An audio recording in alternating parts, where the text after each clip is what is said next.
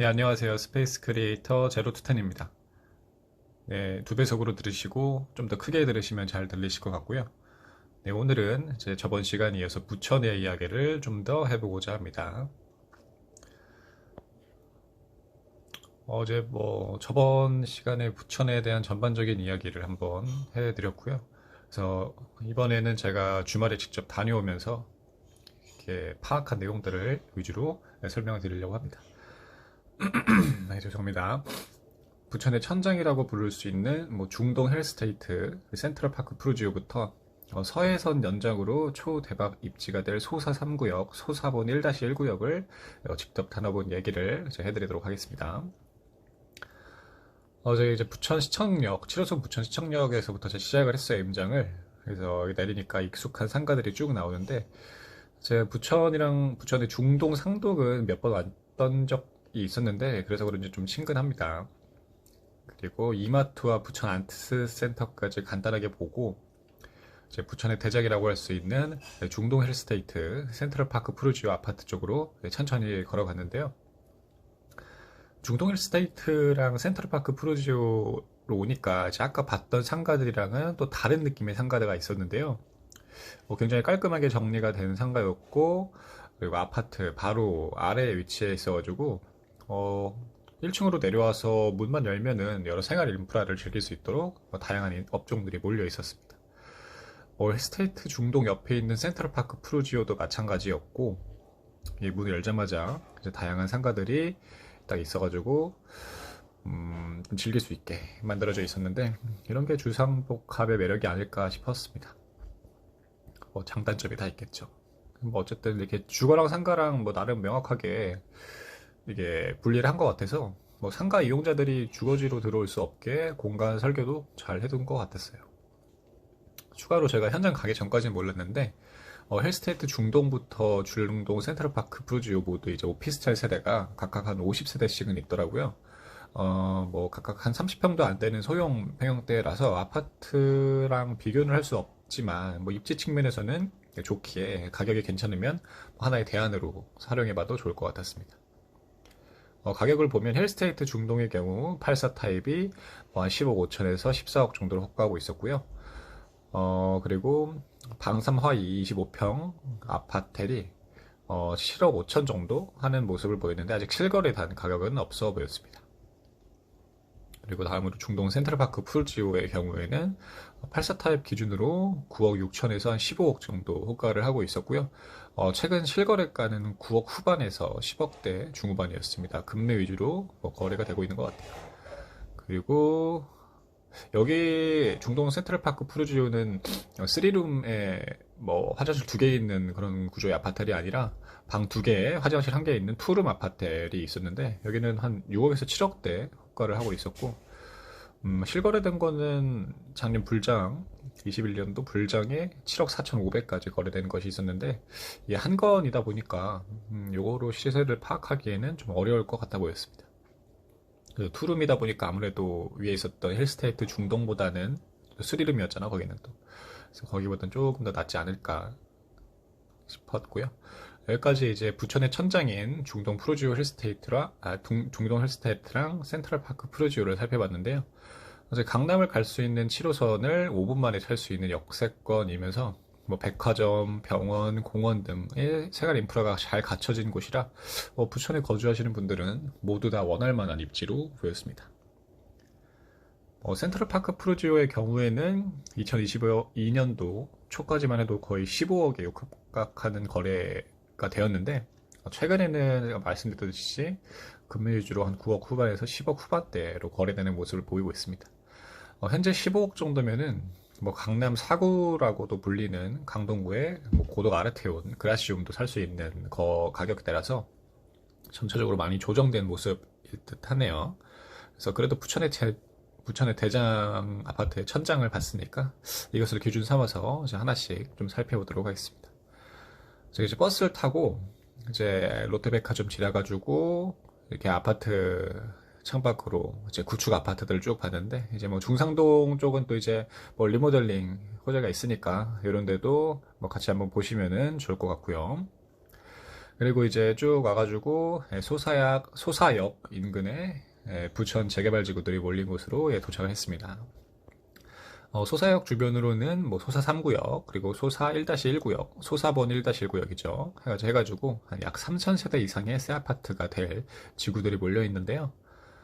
뭐 대림 롯데콘소로 2022년 6월경에 관리 처분 인가를 득하며 이제 소사 3구역 같은 경우는 먼저 보면은 이제 가장자리 라인들을 제가 길가 가면서 좀 봤는데 노후도가 확실히 대단했고요. 이 정도는 돼야지 재개발이 되는구나 라는 걸 볼 수 있었고, 그 신협이 보이는 삼거리를 지나가지고 좀 더 깊숙하게 소사 3구역으로 들어가 봤는데 이게 정말 사람들 한 명 없더라고. 진짜 사람 하나 없어가지고 솔직히 말해서 좀 무서운 것도 있었고, 밤에 오면 여긴 뭐 진짜 거의 진짜 사람 한 명이 없었어요. 진짜 이 낮 시간대에도 다 이제 이주를 다 하신 것 같았었고, 뭐 이렇게 하고 있었습니다.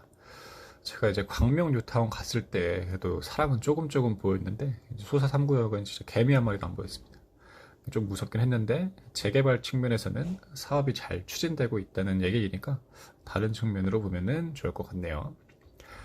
조합원 분양가의 경우에는 5구제곱이 뭐 한 3억 5천, 그리고 8사제곱이 4억 4,200 정도 라고 수준이라고 하는데, 이 정도 수준이라고 보고요. 그리고 5구 타입 매물의 경우 네이버 부동산 올라온 거 보면은 매매가는 한 5억 1천, 권리가격 프리미엄 더한 가격이죠. 그래서 분담금 1억 6천, 1억 7천 정도 더하면은 총 드는 금액은 한 6억 7,800이라고 보시면 됩니다.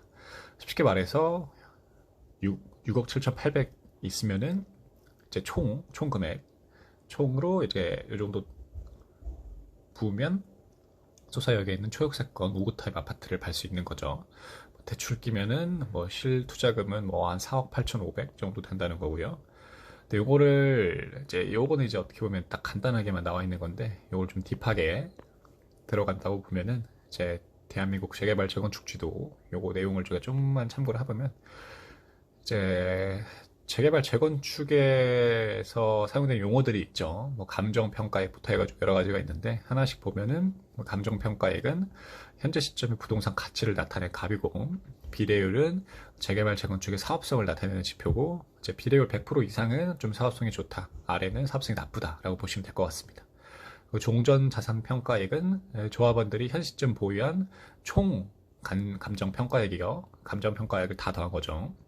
그리고 종후 자산 평가액은 사업이 다 완료된 후에 사업장에 가지게 되는 자산의 총액, 수익이라고 보면 돼요. 수익. 이제 조합원 분양 수익도 있고, 그리고 일반 분양 수익도 있고, 수익을 보시면 될 것 같고, 어떻게 보면은 재개발 재건축도 하나의 사업이잖아요. 그래서 이렇게 보시면 되고, 권리가액은 조합원이 주장할 수 있는 향후의 부동산 권리의 가치, 감정평가액 더하기 뭐 향후의 개발 이익이라고 보시면 되고, 부담금은 조합원 분양을 받기 위해서 조합원들이 추가로 내야 하는 금액. 이제 재개발 재건축 같은 경우 뭐 사업성이 좋으면 사업성이 좋은 건데, 이제 부담금이라는 거는 어쨌든 공사할 때 그걸 누가 다 해주는 게 아니라 조합에서 하는 거란 말이에요. 그래서 그거는 뭐 사업성이 좋고 이제 뭐 비례율이 높으면은 뭐 권리가액 뭐 곱해가지고 이제 거의 뭐 부담금을 안 내도 되는 거, 아니면 저희 거의 뭐 환급을 받을 수 있는 그런 것도 있는데, 뭐 잠실주공 5단지나 이런 데가 그렇죠.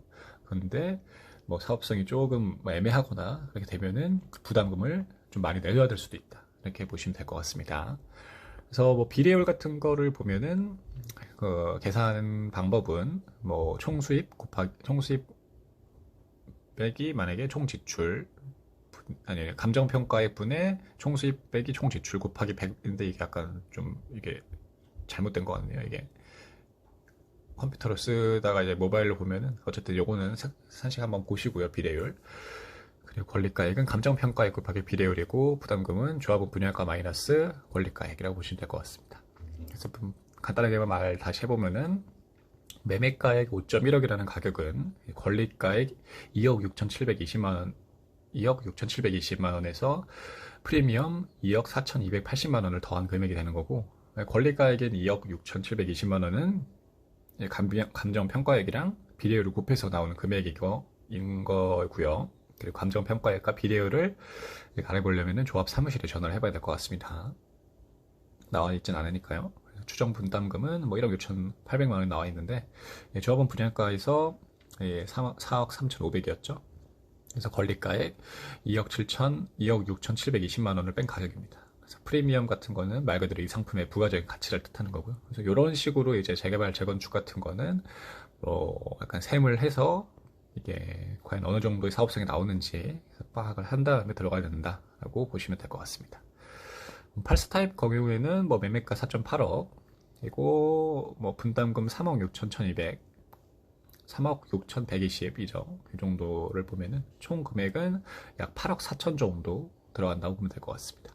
근데 부담금은 어쨌든 나중에 내는 개념이라서 뭐 초기에 투자할 때는 뭐 4억 8천, 대출 끼면은 뭐 3억 7천 정도 들어간다 라고 보면 될 것 같습니다. 뭐 재개발, 재건축은 한 번에 이해하기에는 쉽지 않으니까 저도 아직도 배우고 있는 상황이고, 그래서 현장 돌아다니시면서 이제 이론적인 부분도 같이 보시면서 이제 하나하나씩 참고를 해보시면 좋을 것 같습니다. 어쨌든 이제 소사 3구역은 제가 한번 쭉 돌아봤고요. 이제 소사 3구역에 이제 성당이 있는데, 이제 여기 포함이 되어 있는 부분까지 부지가 꽤나 커서 어떻게 진행될지 한번 살펴봐야 될 것 같습니다. 자, 이제 다리를 건너서 소사 1-1구역으로 가보죠.